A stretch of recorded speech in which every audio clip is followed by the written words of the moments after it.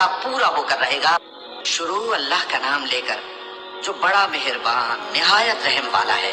اے کملی میں لپٹنے والے، رات کو قیام کیا کرو مگر تھوڑی سی رات، یعنی نصف رات یا اس سے کچھ کم قیام کرو یا کچھ زیادہ، اور قرآن کو اچھی طرح ٹھہر ٹھہر کر پڑھا کرو۔ ہم ان قریب تم پر ایک بھاری فرمان نازل کریں گے۔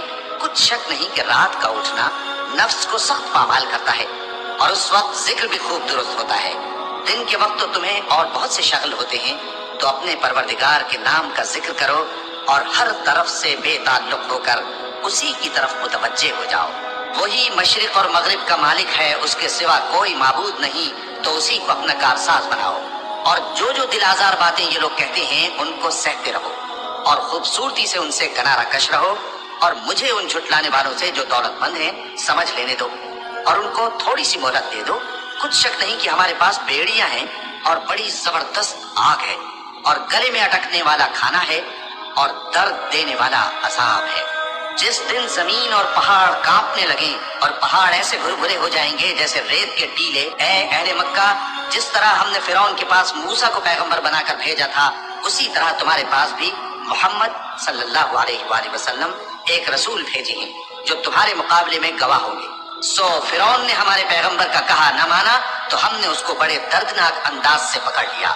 اگر تم بھی ان پیغمبر کو نہ مانو گے تو اس دن سے کس طرح بچو گے جو بچوں کو بوڑھا کر دے گا، جس سے آسمان پھٹ جائے گا۔ یہ اس کا وعدہ پورا ہو کر رہے گا۔ یہ قرآن تو نصیحت ہے، سو جو چاہے اپنے پروردگار تک پہنچنے کا راستہ اختیار کر لے۔ تمہارا پروردگار خوب جانتا ہے کہ تم اور تمہارے ساتھ کے لوگ کبھی 2/3 رات کے قریب اور کبھی آدھی رات اور کبھی 1/2 رات قیام کیا کرتے ہو، اور اللہ رات اور دن کا اندازہ رکھتا ہے۔